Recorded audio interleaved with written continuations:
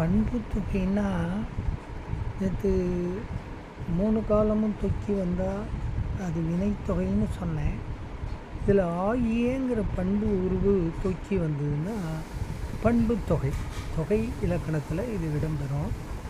இப்போ உதாரணமாக செந்தமிழ்னு இருக்குது, செம்மையாகிய தமிழ் அப்படின்னு அதை எல்லாரும் சொல்லிக்கிட்டு இருக்காங்க. இப்போ ஆகியங்கிற பண்பு உருவு தொக்கி வருதா, செந்தமிழை எப்படி பிரித்து பார்க்கணும். இப்போ ஆகியன்னு வந்தால் அது பண்பு தொகைன்னு சொல்கிறாங்க இலக்கணமெல்லாம். அது மாதிரி பைந்தமிழ் எல்லாமே அதே மாதிரி தான்.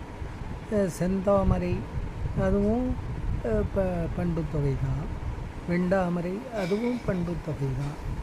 இந்த ஆகியங்கிற பண்புருவு தூக்கி வருகின்ற போது பண்பு தொகையில் அது இருபெயரொட்டு பண்பு தொகைன்னு இருக்குது. அது 2 பேர் தொக்கி 2 பேர் இணைஞ்சு வரும், அதுக்கு இடையில் ஆகியங்கிற உருவு தொக்கி வரும்.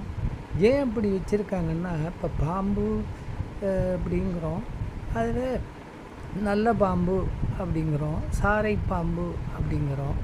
நல்ல பாம்புங்கும்போது நல்லதாகிய பாம்பு அப்படின்னு இது பேர், அவ்வளவுதான். அதாவது ஒரு பாம்பு என்பது பொது பெயர். நல்ல பாம்பு, சாரை பாம்பு, நாகப்பாம்பு இப்படி இருக்கும்போது அது ஒரு சிறப்பாக ஒரு குறிப்பிட்ட பாம்பை மட்டும்தான் குறிக்குது. அது மாதிரி அதை குறிப்பிட்ட ஒரு பொது பெயர் பாம்புங்கிற உயிரினத்தினுடைய பொது பெயர்லேருந்து என்ன பாம்புங்கிறதுக்கு ஒரு அடைமொழி வந்தால் அது சிறப்பு பெயர் ஆகிடுது. இப்போ சிறப்பு பெயர் முன்னும் பொது பெயர் பின்னும் ஆகியங்கிற உருவு தொக்கி வந்தால் இருபெயரெட்டு பண்பு தொகை என்று அதை சொல்லுவாங்க. இதை குறிப்பாக தெரிஞ்சுக்க, அதில் நிறைய வகைகள் இது எல்லாம் இருக்குது, நிறைய விரிவாக அப்புறம் பார்க்கலாம். சென்ற வகுப்பில் உங்களுக்கு பண்பு பெயரை பற்றி பண்பு பெயரை பற்றி சொன்னேன். அதில் இன்றைக்கு இன்னொரு வகையை உங்களுக்கு சொல்ல போகிறேன்.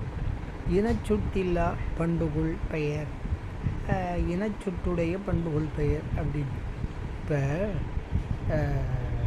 இருபெயரொட்டு பண்பு பெண்ணா ஆகிய தொக்கி வருதுன்னு தெரிஞ்சுக்கிட்டீங்க நேற்று.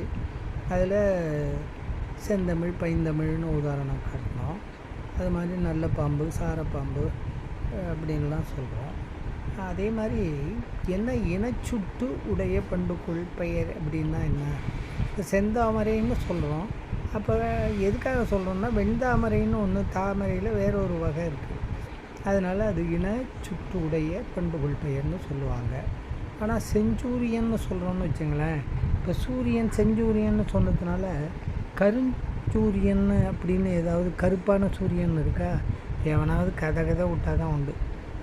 அதனால தான் அதை இனச்சொட்டு இல்லாத, அது சிகப்பாக இருக்குங்கிறத குறிக்கிற பண்பை குறிக்கிறதுக்காக, உயர்த்துவதற்காக அது சொல்லப்பட்டது. புரிஞ்சுக்கிட்டால் போதும். நாளைக்கு மீதியை பார்க்கலாம்.